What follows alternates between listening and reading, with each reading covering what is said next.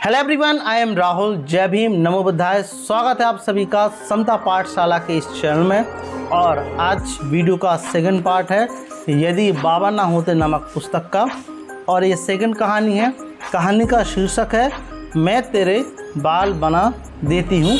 और अगर आपको, जैसा कि आपको पता होगा, यदि आपने कहानी सुनी या पढ़ी होगी कि डॉक्टर बाबा साहब अम्बेडकर एक बार बचपन में बाल कटाने गए थे तो नाई ने उन्हें इनकार कर दिया था कि चल मैं अछूत के बाल क्यों बनाऊं।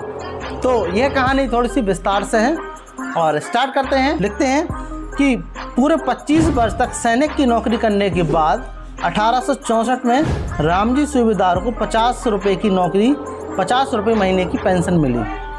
वह परिवार को लेकर अम्बा बड़े गांव के पास दोपाली रहने आए। वहाँ भीमा बाई को पसंद नहीं आया। तब उन्होंने बच्चों की पढ़ाई के ख्याल से बम्बई जाकर रहने का निश्चय किया, परंतु बम्बई महंगी जगह थी। 50 रुपये मासिक पेंशन में बम्बई में क्या होने वाला था।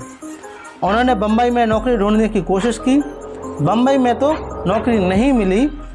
सतारा में स्टोर कीपर का काम मिल गया। डॉक्टर बाबा साहब अम्बेडकर के पिताजी की बात हो रही है। 1864 में रामजी सूबेदार अपने सारे परिवार को दोपाली से सतारा ले आए। उनकी 14 संतानों में से उस समय केवल 5 जीवित थी। इन 5 में से एक का नाम बलराम था, जिसकी शादी हो चुकी थी और नौकरी करने के कारण अन्यत्र रहता था। अन्यत्र मतलब घर से दूर रहता था। रामजी सूबेदार की 2 लड़कियों के भी विवाह हो चुकी थी। मतलब डॉक्टर बाबा साहब अम्बेडकर की बहनों की भी 2 विवाह हो चुके थे।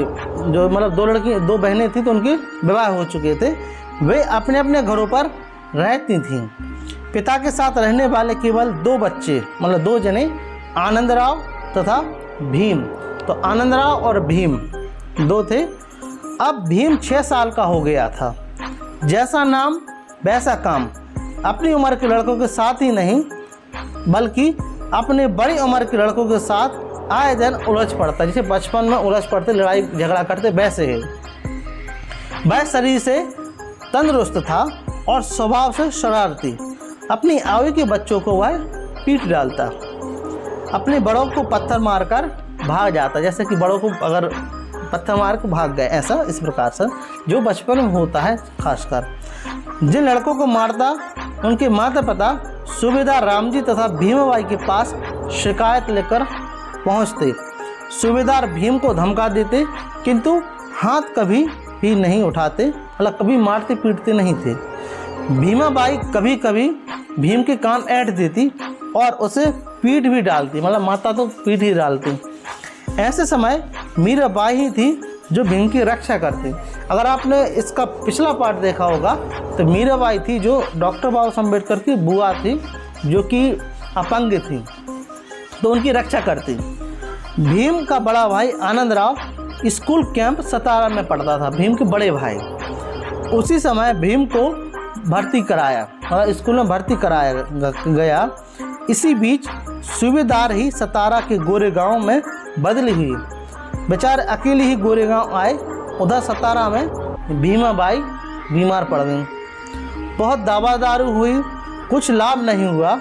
एक दिन सारे परिवार को रोता बिलखता छोड़ भीमाबाई इस संसार को छोड़कर चली गई। भीमाबाई मतलब उनके पुत्र भीम के हृदय को मातृ वियोग से धक्का लगा। वह माता की याद में बार बार रो पड़ता, जैसा कि होता है।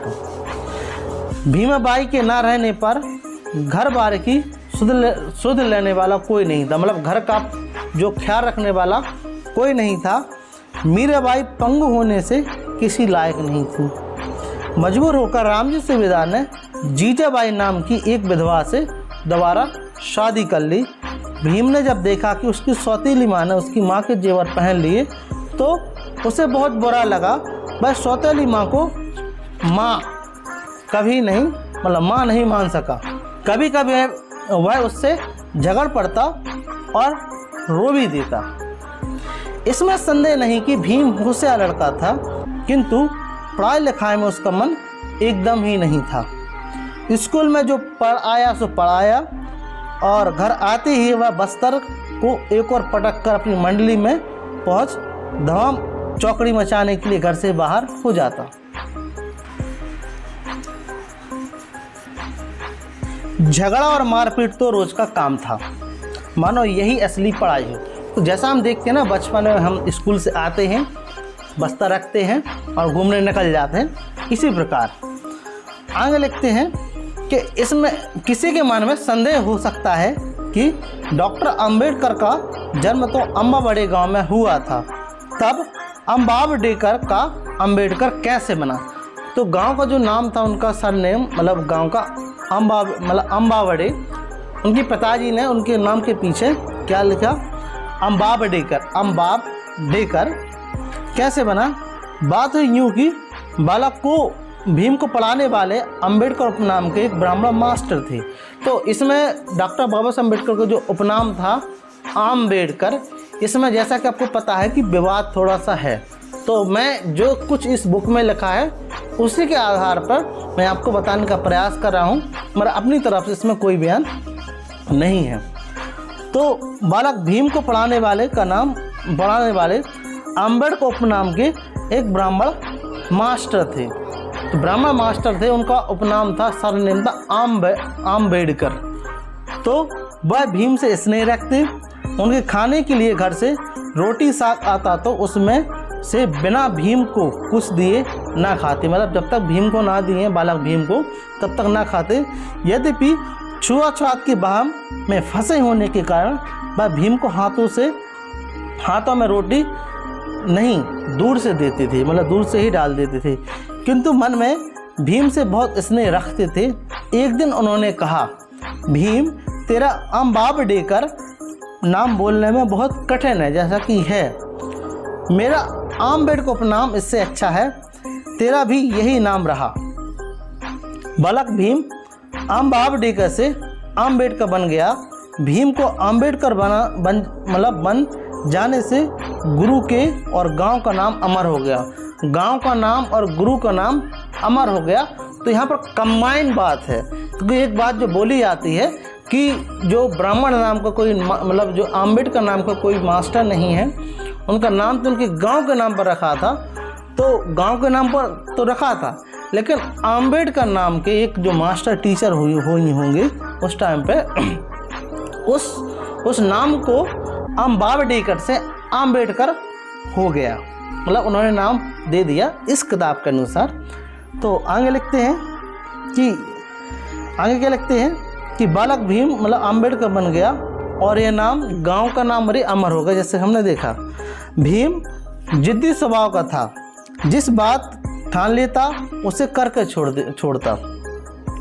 एक बार जोड़ की बारिश हो रही थी, उसने अपने बड़े भाई आनंद राव से कहा, तुम मेरी किताबें और टोपी छतरी स्कूल ले जाओ, मैं पानी में भीगता हुआ स्कूल आऊँगा। जैसा होता है कभी कभार बचपन में।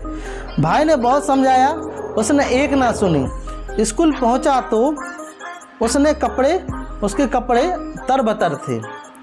उस दिन शाम तक केवल लंगोटी पहने रहना पड़ा। रामजी सूबेदार सेना में नौकरी कर रहे थे। वहाँ फौजी वातावरण में बालक भीम को अछूतपन की वैसी ठेस नहीं लगी जैसी लगनी चाहिए थी एक प्रकार से।